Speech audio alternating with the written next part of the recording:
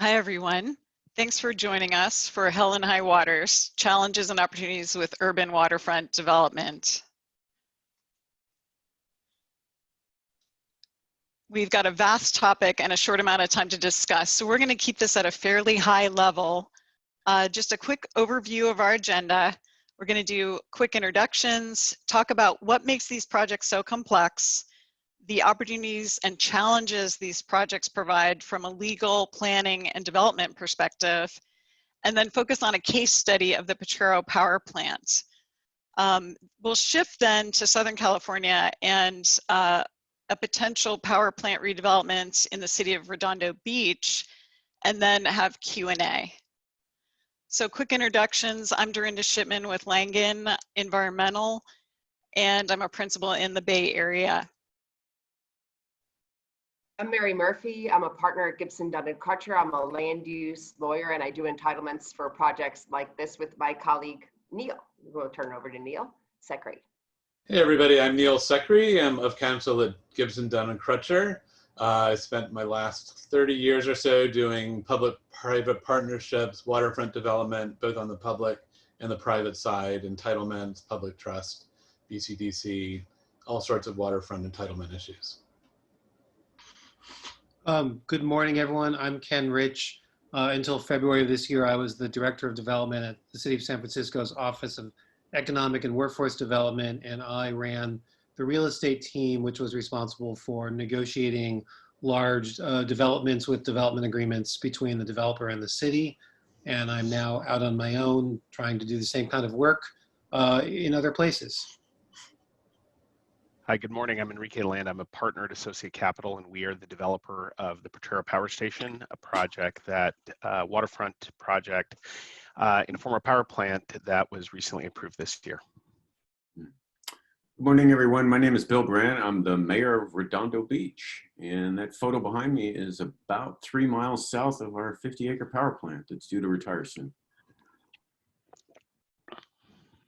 Good morning, this is Larry Kosmont. I am the president and CEO of Kosmont Companies. We've been in business for over 35 years, assisting public agencies, cities and counties, school districts, and the private development community in putting together public-private transactions from a financing, economic development, and land use perspective. I'm a former city manager, was president of the City Managers Association in LA County years ago.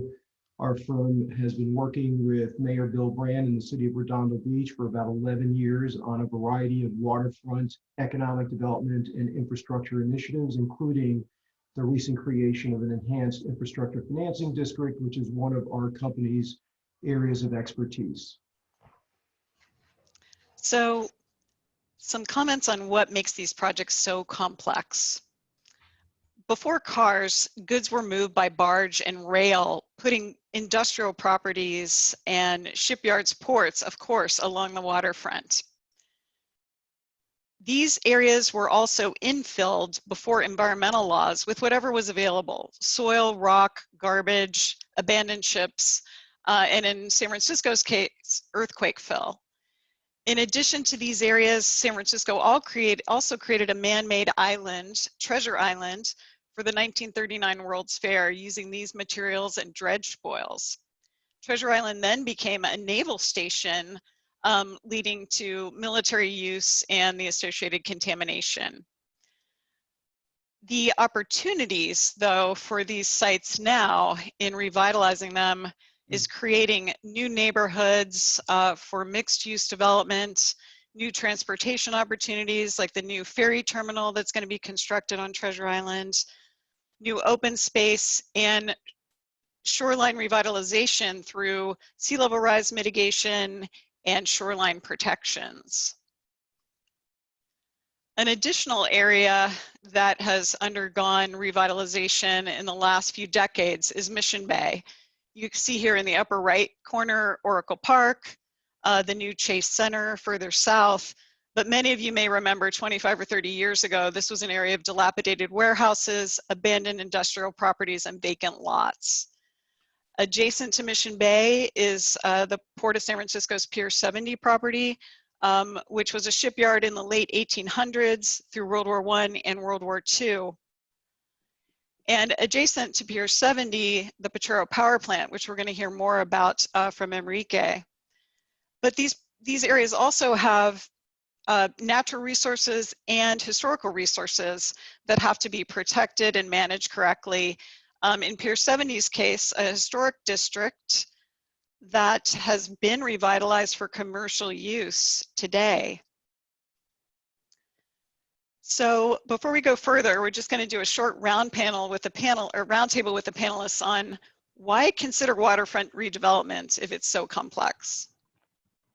Mary? I think it's when Neil and I get into the complexities of some of the projects, and a lot of these we worked on, like Treasure Island, and Neil was the lead counsel on Pier 70.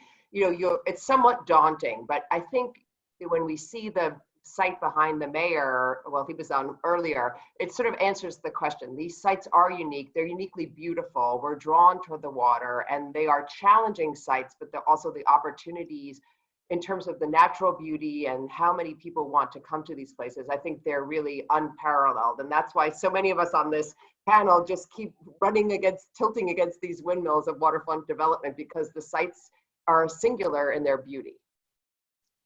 Neil?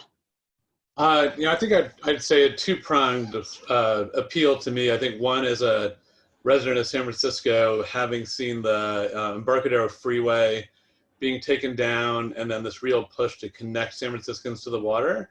And just really, they just make the best people places when they're successfully done. So I think that's part of the huge advantage of them and the huge appeal. And then the other is, as a lawyer or another, professional in the profession, these various professions, they're extremely complex, which, can be daunting, but also working on something like Treasure Island or Pier 70 and all of the various aspects and disciplines involved can be actually very gratifying when you see it all come together and then create a really wonderful place. Ken? So I'll get into these a little more when I talk, but I'd say three things really quickly. One, often waterfront sites are where there is room to build more housing, which is a huge need. Number two, there's a desire, I think has been touched on by the others, to restore access to waterfronts, which were previously often industrial and just offered no access to the average person. And then three, by building on waterfront sites, we actually create an opportunity to protect against sea level rise. So that's another thing to think about. Thank you. So entitlement can be a big challenge with these projects. Politicians and communities often have a vision that planning may not be able to accept, and the developer may not be able to build. And there's multiple regulatory agencies with jurisdiction over these properties, leading to a potentially long and painful permitting process and potential environmental risk to owners, buyers, and developers. And Mary and Neil are going to take us through some of their approaches to this process. Right, thanks, Dorinda. So as you can see, this is what I was referring to as somewhat, when you think about tilting against windmill, this slide sort of says it all in terms of the complexity of these waterfront sites, because they invariably have multi-jurisdictional overlays. And so in addition to what Neil and I do, as we mentioned, is we help quarterback the entitlement process for these complex projects like Treasure Island, Pier 70, India Basin, other waterfront projects. And we are often doing these projects, they have a public-private component many times, because there is a public agency which has only the authority to ground lease, like many of the port projects that we've done over the years. I should mention that Neil was a city attorney with the Port of San Francisco before he came to practice in private practice together. So we've done a lot of these projects. And so you see that one of the first things you have to do when you're looking at these projects is come up with a game plan for both the approval process and the timeline for it. All of these state and local projects will have a CEQA component to it. You'll have to do a CEQA analysis of it. And if there's a federal component, like in water work and you need an Army Corps permit, you could very well also be in a NEPA process under federal law as well. So part of what Neil and I do at the outset is try to understand the landscape from a legal perspective of the timing and the process that you're going to have to go through to get to an entitlement at the end. And I think also understanding like what specific substantive things need to be taken into consideration in that process. And a really good example of that, we've touched on historic preservation. Dorinda mentioned that, and we do a lot of historic preservation work. And that's obviously a very big factor in these things. But also like state lands and public trust doctrine is something that you need to think about at the very front end of these projects, because that influences the uses that you can program on those sites. And Neil wouldn't say this himself, so I'll say it for him. He's really one of the leading practitioners in the state on public trust and state lands issues. And I think it might be interesting, I'll toss it over to Neil to just give that as an example of the sort of thing you need to think about as you're even just thinking about, what can I do at this site? What would this site, what's possible here for me to do and to program on this site? So Neil, I'll turn it to you. Sure. Yeah, so I think one thing that you'll find with waterfront sites is the Public Trust and State Lands Commission oversight on waterfront sites is unique to waterfront sites because that's their jurisdiction. And so whether it's a privately held parcel or a publicly held parcel, there will be different aspects of it that you'll need to look at. So understanding first the title history will be really important to understand really what you're dealing with. So if it's a publicly owned property, very likely there might be a grant from the state to the city. In San Francisco, it's called the Burton Act, but Oakland has grants, San Diego has grants. Most of the major waterfront areas have public trust grants that primarily restrict uses to maritime commerce, navigation, and fisheries.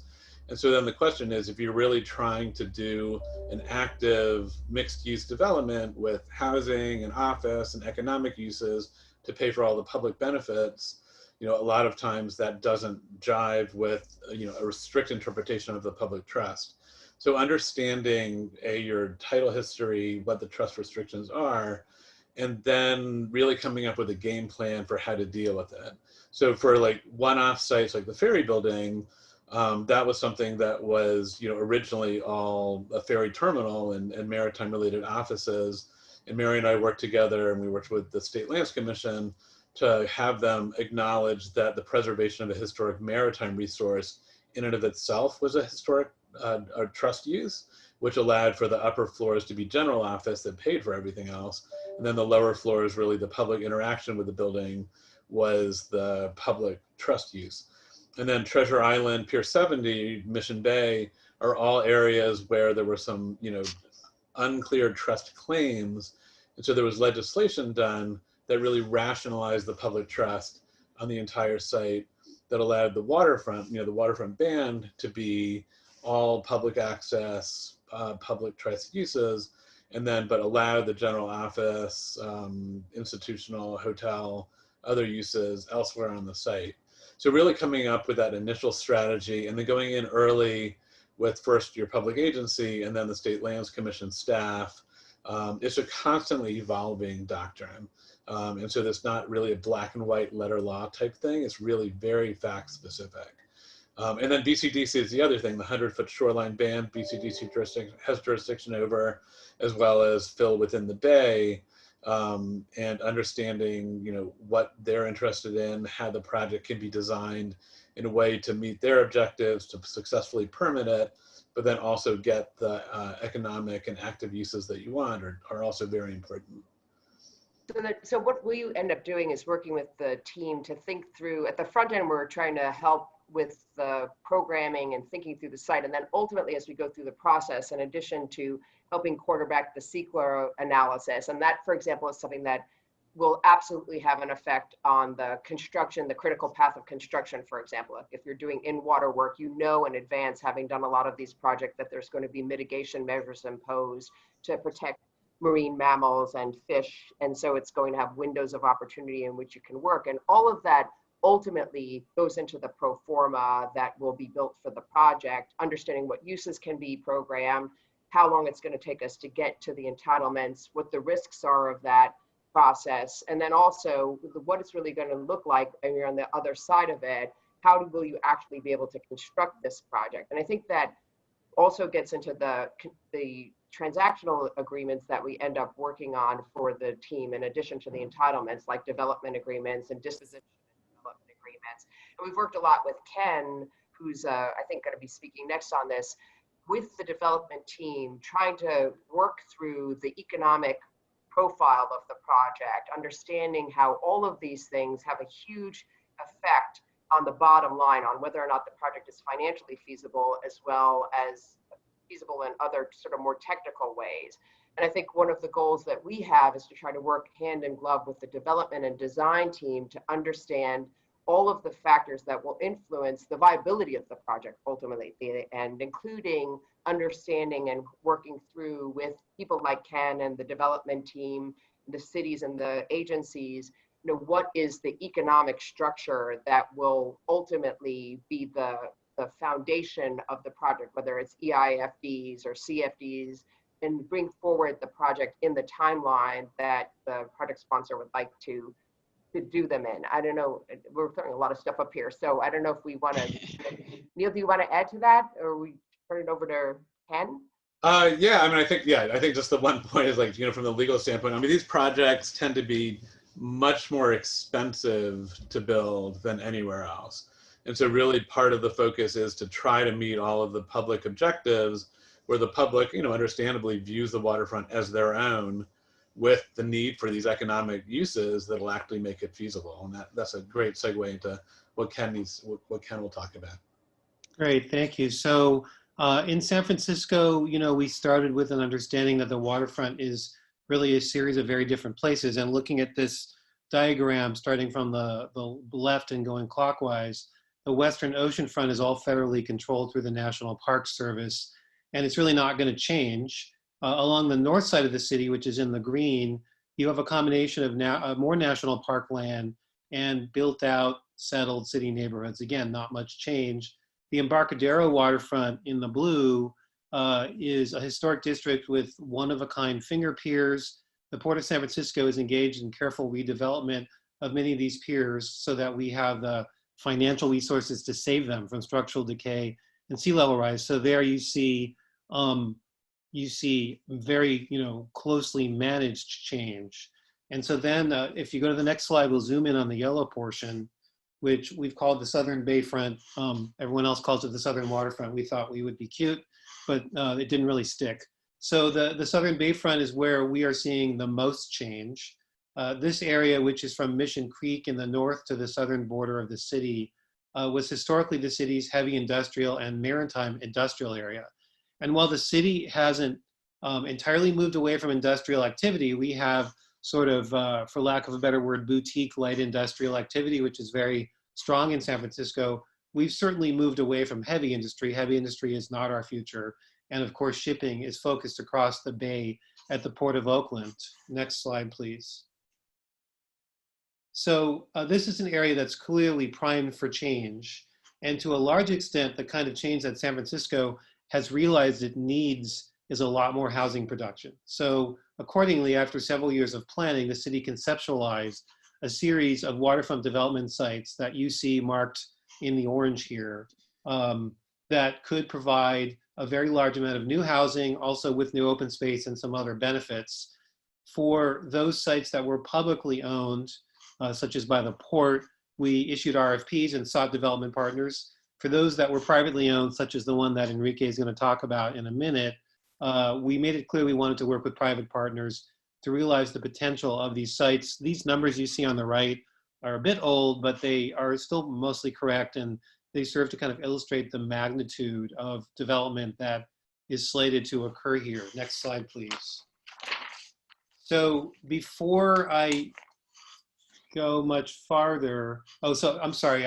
So the waterfront development process as has been mentioned, is full of pitfalls and regulatory difficulties, but I wanted to pause for a moment to kind of elaborate on the question we answered before, which is, why did we go to all this trouble in San Francisco to do these sites, which are the most expensive and hardest sites? And number one, in San Francisco, and I think probably in many mature cities around the state and actually around the world, it's where the waterfront is where large opportunity sites are. So if you want and need development of whatever sort in many cities, you're looking at waterfront sites.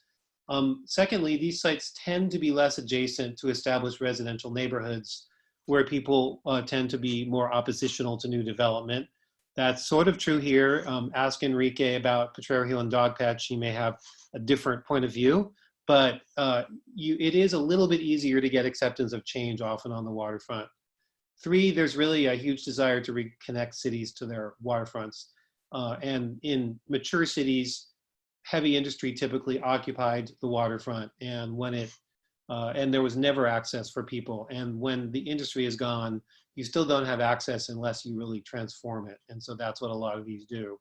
And then lastly, and this may be sort of counterintuitive to some people, there's a need to protect our waterfronts from sea level rise.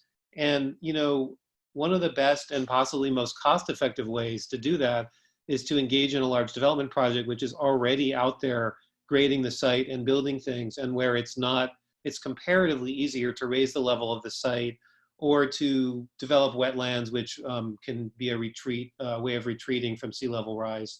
And in fact, what we find and what we're finding out here is the areas where we have all this development, we're not worried about them in the future. They are clearly, the developers are protecting their investment, but it's the areas in between where we don't have major investment that we're trying to figure out how to protect those from sea level rise. Let me go on to the next slide.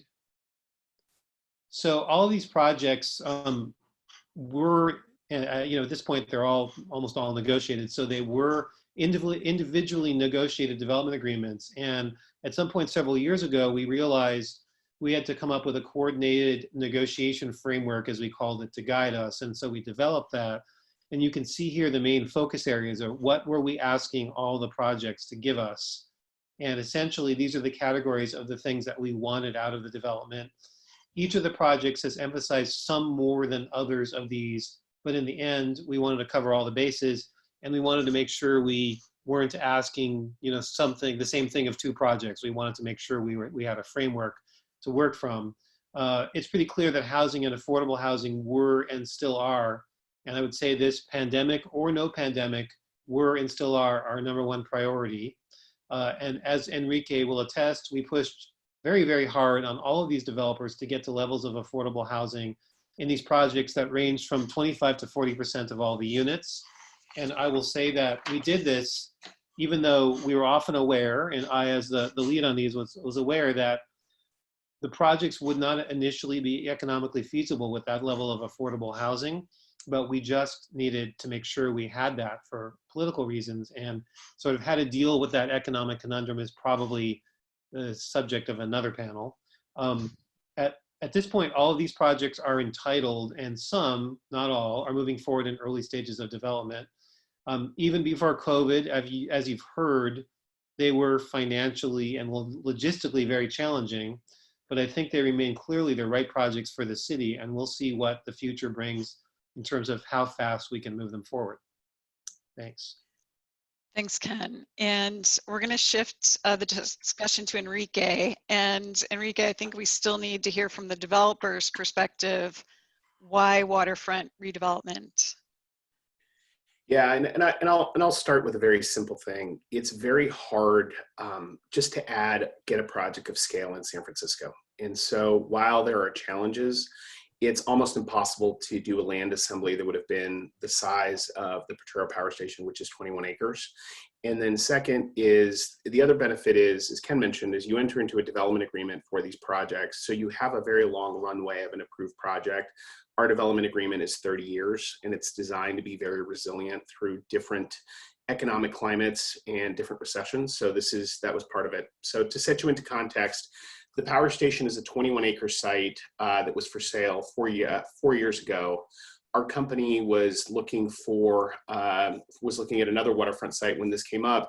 What was unique in it that attracted us was that this land is private, and as Ken mentioned, the majority of the waterfront is either controlled by the Port of San Francisco, the federal government, or the city. And so this is one of the unique sites that is not under the public trust, and thus had more flexibility for development. It's seated right next to Pier 70, and Dorinda, if you can go to the next slide. It's had a really rich industrial history. some of which is a blessing in the historic buildings that we're left with. Some of it's a bit of a curse, and 150 years of industrial activity. One of the big things that that we should touch on is that you have to overcome two things. One is have a really great plan for the remediation of your site and a plan to do that. And we were very fortunate that when the power station closed, the regulators thought about that and put the water board as the lead agency. So we had a roadmap. But the second thing is you need to make sure that that process is conducted well and that people feel safe in these former industrial sites. So the power station was both, and where Pier 70 is, was shipbuilding and power generation. So that was a key part of our project component. Next slide.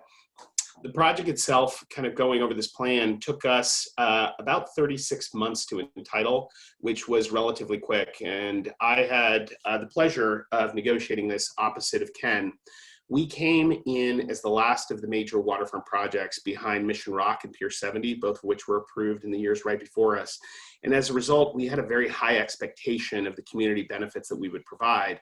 The difference, of course, with us, and this is the different part of waterfront projects, is when they're public-private partnerships, the city and the taxpayer contributes along to the community benefits. In our case, we had to fund them entirely on our own without having the benefit of either tax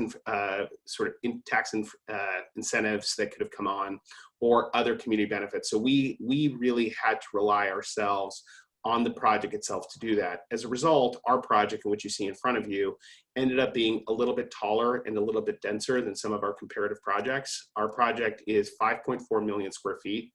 It is about 1.6 million square feet of office, 2,600 units. It has a hotel on the waterfront, and not being on public land, on port land, we were able to do a hotel. And it adapts two former power plants. You can see on the left is a 19th century power station. On the right was the existing power plant from 1965 that was shut down that allowed the redevelopment of the site. Next slide.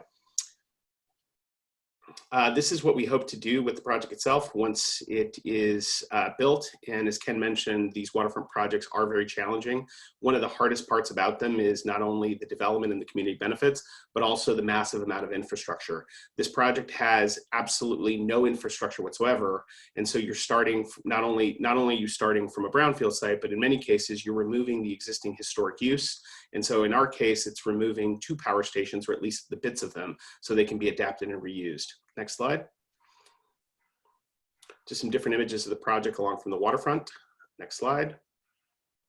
Here's the project in plan. For the power station, when we started, as we came last, the city really had a desire for a lot of housing. So we really try to maximize housing across our site, but we also wanted a dynamic project to be resilient from a economic and development perspective. So we really try to mix office and commercial. Our site is unique that it has life science entitled, which is a really resilient market and is close to Mission Bay and for UCSF. So we really thought that was a good use. And so we likely will have substantial life science on our site. And then the residential is evenly distributed along the commercial. Next slide. This is our waterfront today. And what it looks like today, completely inaccessible to the public, as others have mentioned. This site actually probably hasn't been accessible to the public for 160 years. Next slide. And this is the waterfront that we hope to have in the future. And what we're really focused on here, and others mentioned, I think Neil mentioned that they make for amazing placemaking spaces. We totally agree. And it's a natural draw to the project. We actually have people who just come to the end of the street just to be there to spend time, even though there's nothing. And so we're really looking forward to having this natural lure for the project itself to help shape and bring life to it. Next slide. One of the big issues that Ken touched on and that is a concern for all is sea level rise. So we really took that very, very seriously. And not only did we create and lift our site substantially, so we have a new seawall that we've protected, as well as some of our adjacent properties. One of the things we've done is we've created, along with the city, a continuous funding source via CFD, where this site will be taxed in order to provide funds not only to protect this waterfront, but that of adjacent properties to help the issues that Ken raised, which is the seawall needs to be protected everywhere, not just where there's new projects. Next slide. No. There we are. Well, thanks for sharing all that, Neil. And now we're going to shift to Southern California and the city of Redondo Beach and look at a project that Mayor Brand and Larry Kosmont are looking at.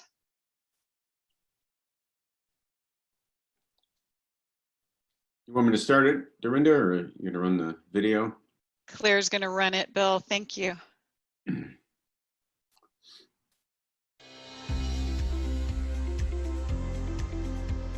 Welcome to Redondo Beach, California. This is the southern corner of Santa Monica Bay. Here is the 50-acre AES power plant due to retire in late 2020. This is one of 19 power plants sited along the coast of California that are either being retooled or permanently retired. This one will be permanently retired.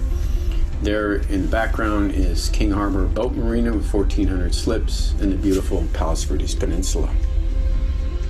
Here's the view looking east. You can see the power line corridor that runs 5 miles inland along 190th Street. And off to the right is a beautiful Wyland whaling wall. This is where the power plant sits today, on top of the old Redondo Salt Lake. This photo is from 1908. This particular site is state landmark number 373 in honor of the Tongva Indians who inhabited this area for generations. The community is now looking to capture a piece of its natural history and create habitat by restoring some of this wetland. This is the eastern edge of the power line corridor in Redondo Beach. It stretches about 2 miles from the coast. Entrance to the King Harbor Marina. We've been working with the 2028 Olympic Committee to get some Olympic festivities down here. Hopefully even an event like the open water swim. There's our beloved Seaside Lagoon, which is a saltwater pool that's very popular in the summer. There's a small pier, a sport fishing pier we're going to rebuild, and there's our larger pier there in the distance. And this is our Class 1 award-winning brand new bicycle track. It's just west of the power plant, just east of the C-Lab building there, which is also part of the power plant site. And this is our big opportunity. Thanks for helping.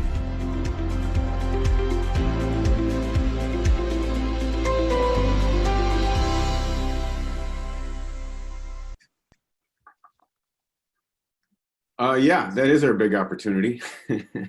So I guess I'll start it off. I'm going to load the presentation. I'll kind of walk through that. This is definitely a different situation than what we've heard so far in San Francisco.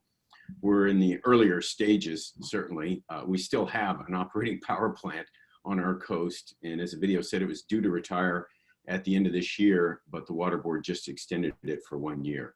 So lots of things happening here. We are bounded right on the north. There is Hermosa Beach. They're at 14,000 residents per square mile. This whole area is very densely populated. It's a 50-acre site, just larger than Potrero, for instance. It's one of the larger power plant sites on the coast. 6 acres have been deemed wetlands by the California Coastal Commission, jurisdictional wetlands. The zoning is interesting. The only permitted use on the site right now is parks. So the other unique element of this is that any change to the zoning is going to require a public vote per our city charter. So whatever does happen here is going to have to go through a very extensive public process to win a ballot measure. And the community and the city really not so much looking for housing, because we have a lot of housing and we're not really a transit center or a job center. They're really looking for park and open space at this site, along with some development. So I like to say this will be a park plan with some development, not a development with some park space. So next slide, yeah. AES purchased this with 3 other plants in Southern California in '98. They've now sold it last March to a collection of 11 limited liability companies and 1 individual. So I wouldn't even call it a partnership. It seems to be a very complex deal.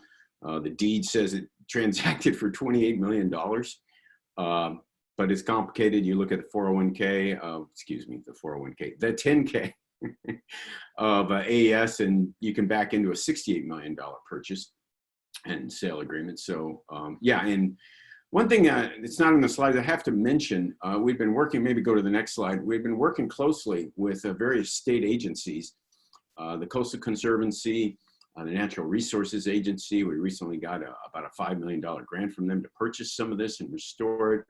We've been working with the California Wildlife Conservation Board, and we've really built up quite a consortium of various agencies, both at the state and the county level, to get as much public open space here as possible.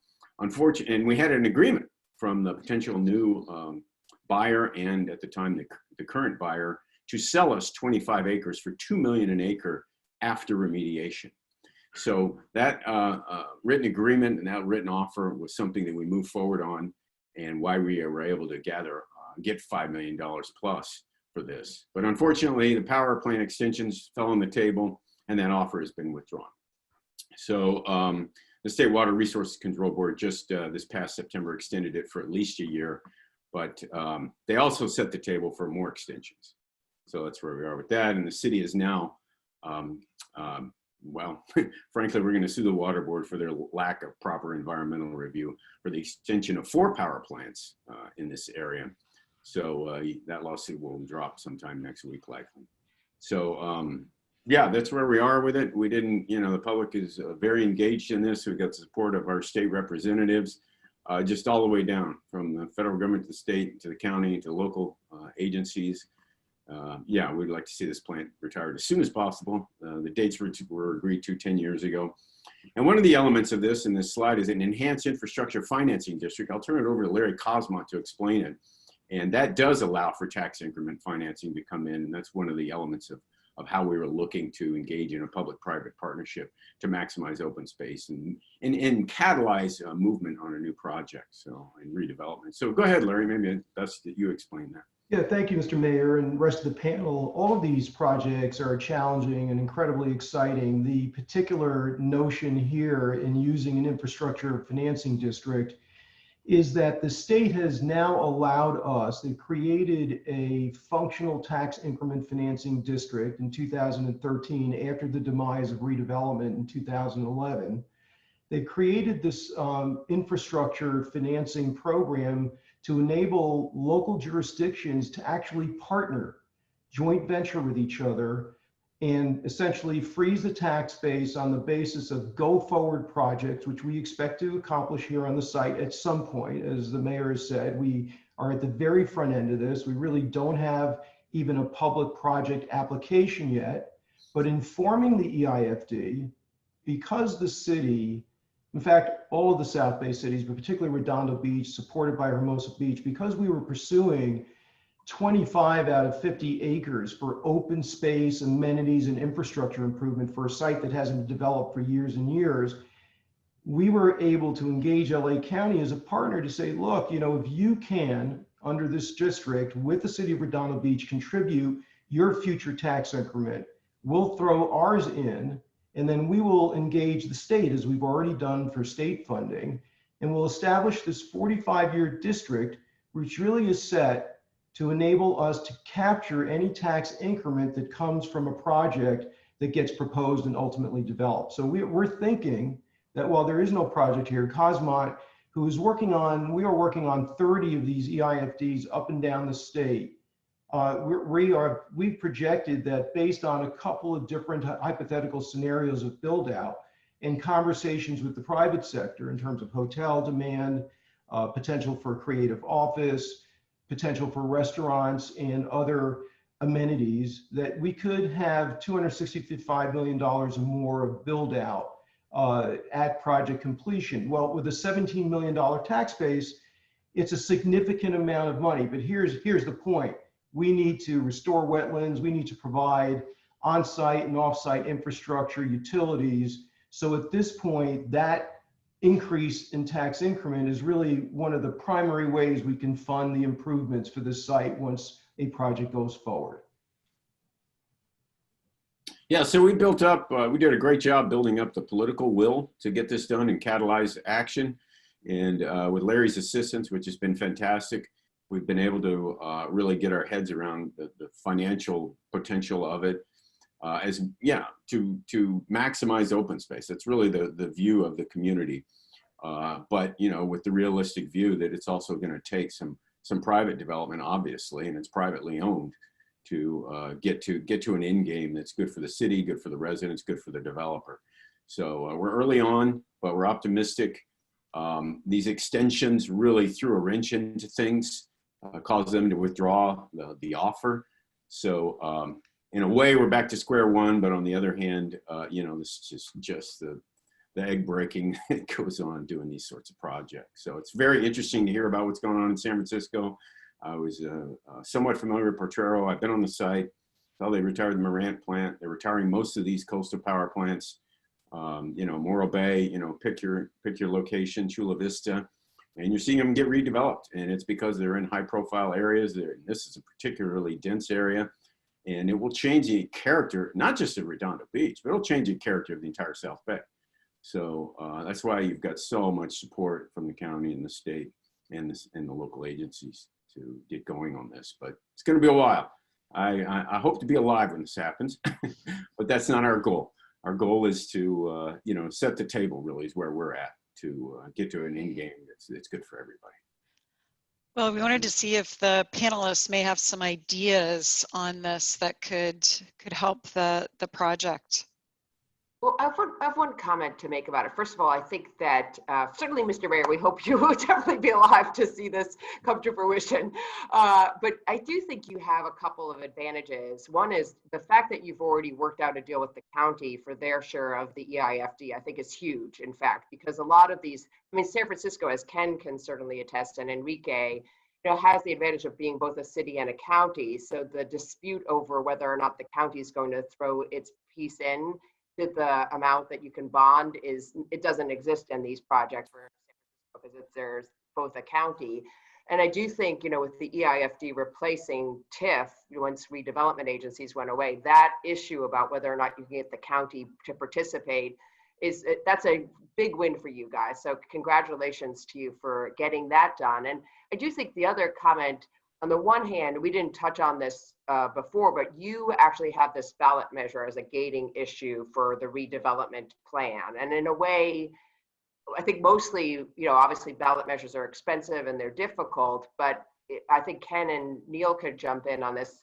You know, the Port of San Francisco actually ended up having to have some public votes for heights in particular in advance. And I don't think it's necessarily a bad thing when you get the imprimatur of the public through a public vote for what you're trying to do. I don't know if Ken and Neil, you maybe want to jump in on that point.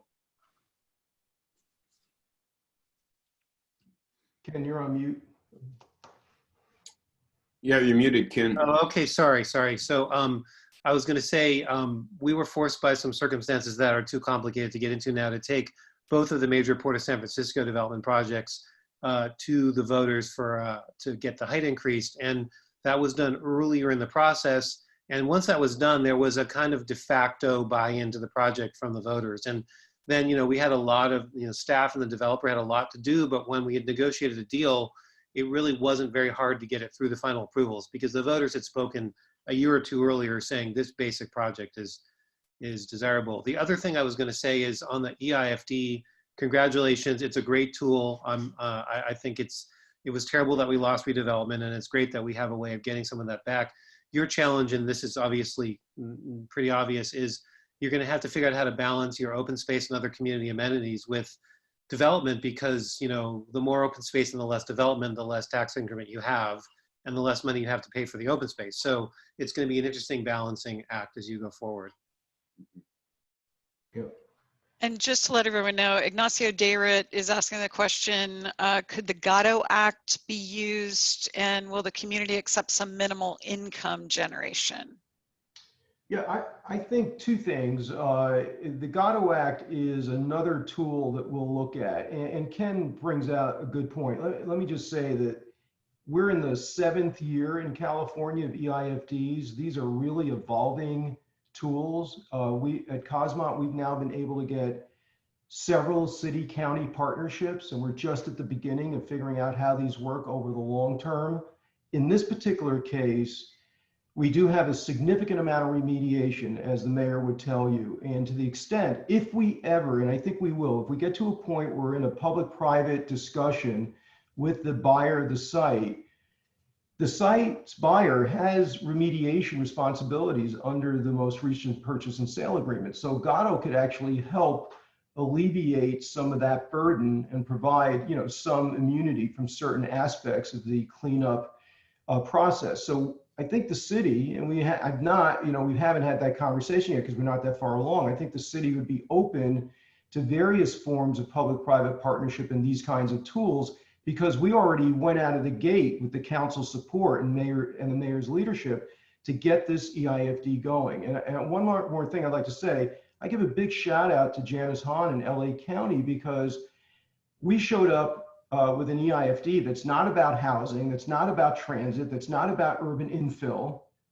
but this coastline for the South Bay, this is the sort of the living room. I mean, this is where this area wants to live and play and also work at some level. So to Ken's point, I think the land is so valuable and it is so hard to get coastal development that we think the balance of revenues to the EIFD plus the benefits of tools from Gatto and some other programs will give us the $50 to $100 million in infrastructure improvements that we'll ultimately need.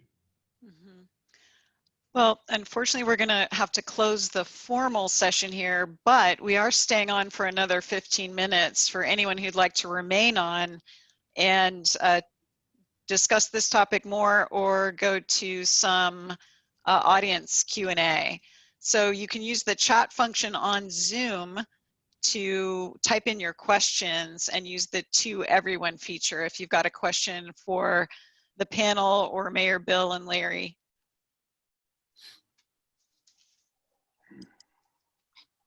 But I do have a question that I'll ask everyone on. Do agencies conflict in what they require on waterfront sites? Well, maybe I can jump in on that. So the answer is yes. And some of the ones that I find kind of most perplexing and interesting are dealing with state lands and its desires along the coast, the State Lands Commission, with what a city might want. And often they're not in conflict, but even the kinds of recreational facilities, some of the state lands regulations as they're interpreted can be a little counterintuitive. I mean, we have trouble providing sports facilities, which are in huge demand in San Francisco, because the state lands wants any recreational facilities to be regional serving and not neighborhood or local serving. And so you kind of have to make a case that a soccer field is regional serving, and a children's playground, how do you make the case that that's regional serving? So it's tricky, I think, for anyone proposing this, getting an understanding and getting in with someone like Neil who really understands state lands is really important. Yeah, I mean, I think you're really triangulating between like BCDC on one hand, state lands, which you would think were mostly aligned, but I remember one thing, like for the waterfront plan, BCDC really wanted these open water basins and actually restricting watercraft in them because they were like blocking the view.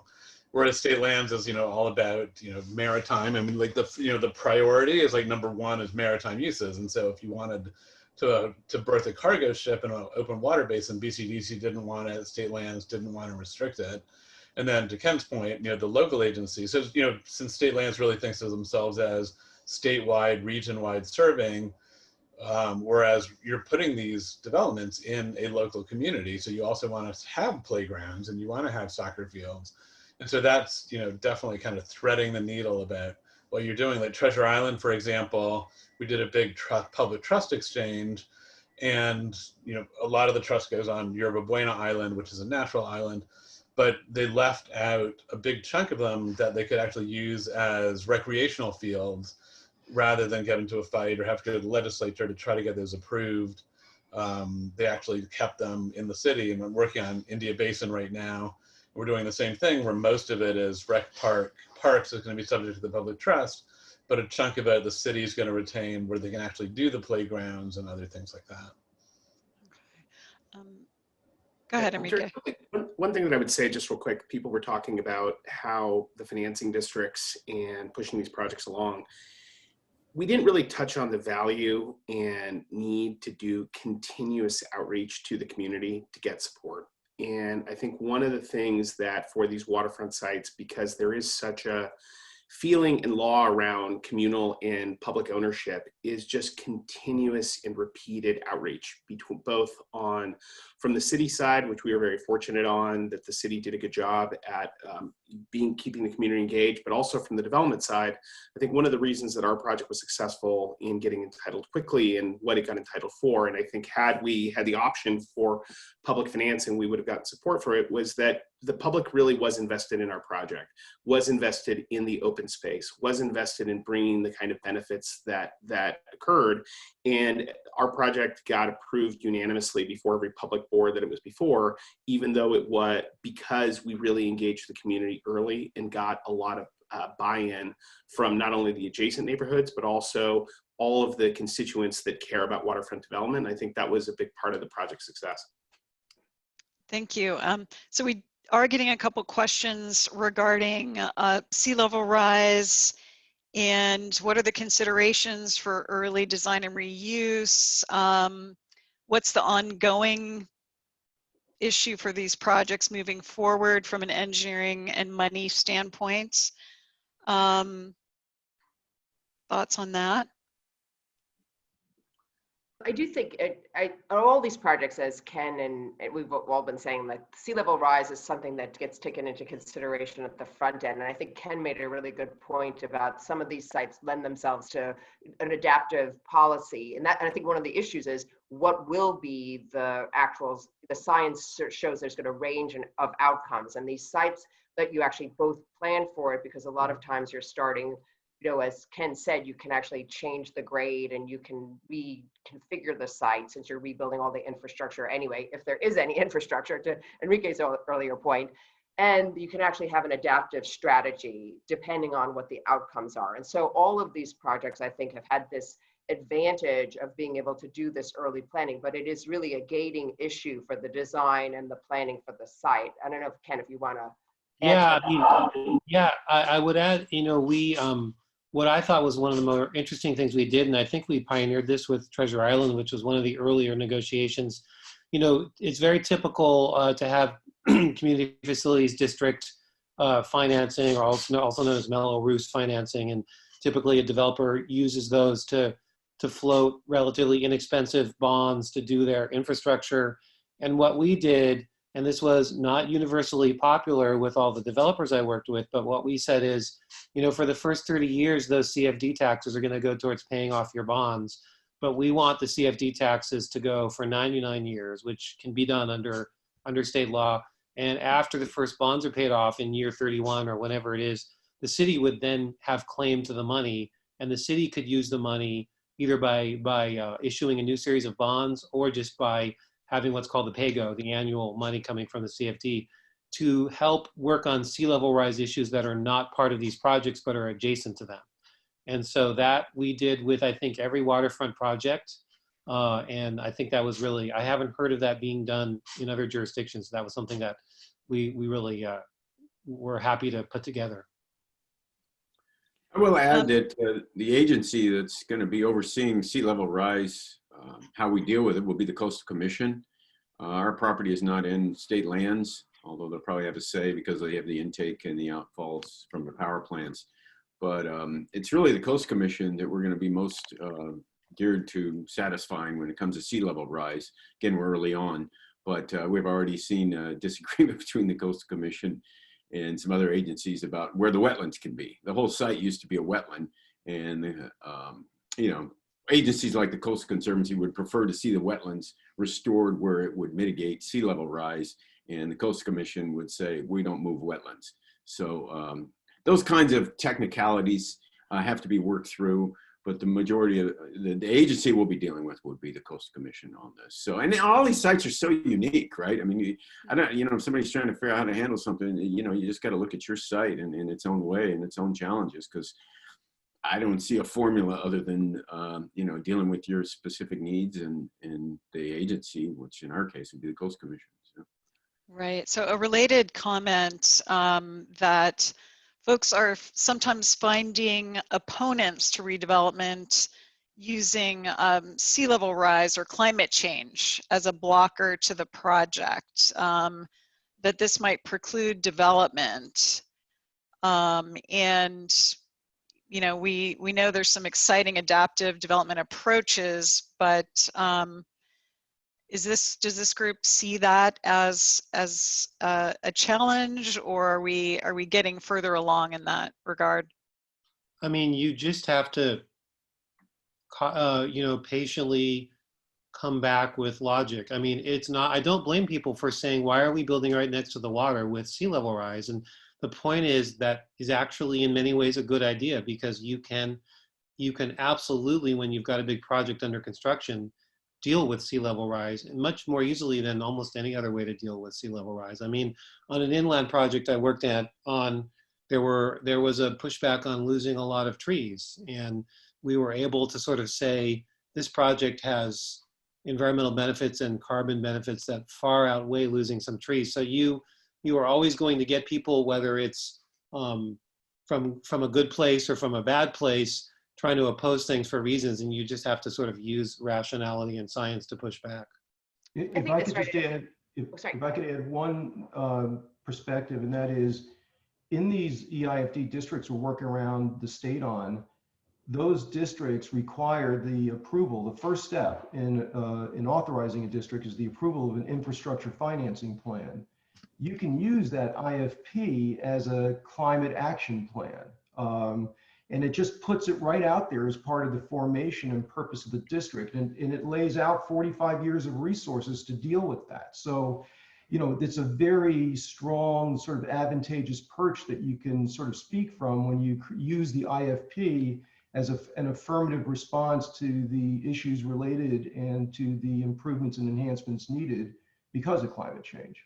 Yeah. I think I would add that this is ironic that we're talking about this particular interest with CCRL, because it hazardous materials, you know, brownfields redevelopment was sort of one of the core principles of this entire group. And I do think that when we go through the CEQA and NEPA process, we, you know, because it's a disclosure law, we tend to put a spotlight on all sorts of issues. Like, we do cover sea level rise and hazardous materials and air quality impacts.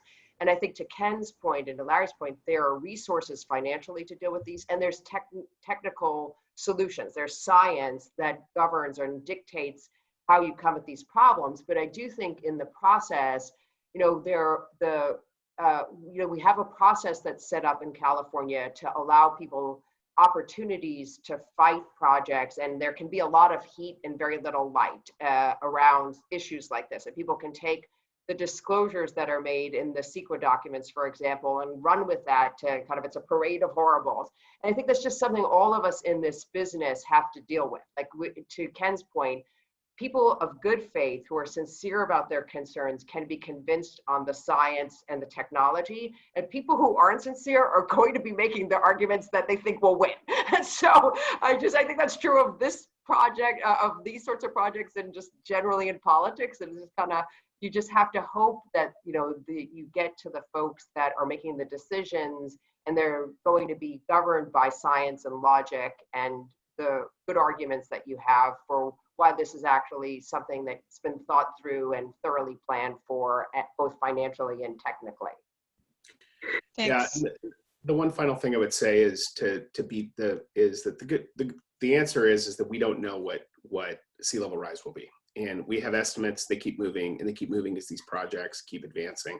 And something that's going to be developed over 30 years is going to continue. I think one of the things that I would add that is successful is you need to leave room for further expansion. And so, to allay concerns, is we're lifting to the site to the most conservative estimates now, but we also have these following steps that we could do to further protect the site. I think that if you create your own built-in engineering solutions for even more aggressive interventions against sea level rise, that seems to allay a lot of public concerns. And Enrique, someone asked to hear more about the fund that your Potrero project is paying into for sea level rise maintenance. Absolutely. So that's what Ken was mentioning. So we have a mandatory requirement for a CFD on our site that will be imposed to fund a minimum amount of improvements. For the first 30 years of that funding comes back to the project, and we have candidly no idea we haven't allocated that fund yet.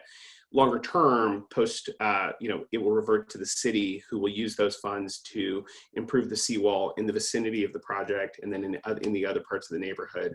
And from our perspective, it's sort of it's an emergency fund that helps sea level rise that is already sort of broken in. And so the way we got comfortable with it, while we didn't love it either, because it adds a lot of complexity, if in the future sea level rise improvements are required, you now have this you now have, instead of going to your HOA, you now have a way that the project is continually funding these things. So it's like it's sort of like a built-in insurance system that we thought was positive, and that's how it's going to be used for future and unforeseen sea level rise needs. And let me just add on the sea level rise issue that there's nobody who has a greater incentive to make sure their project is properly engineered to adapt to sea level rise than someone who's investing $1 billion into a project next to the water. So I don't really worry. I worry more about everything else that's not new development. So there's a lot of people who would like this discussion to continue, but unfortunately we need to close it. So folks may be reaching out to all of you via Whova on the private chat. And there was a question about bringing smaller projects, bringing the community and folks together on smaller projects. So be ready for more discussion on the Whova app. But thank you all so much for your participation, and thanks to everyone who joined us today. We really appreciate it, and it was a great discussion from all our panelists and participants. Bye, everyone. Thanks, Bye. everyone. Thank you. So long, everyone.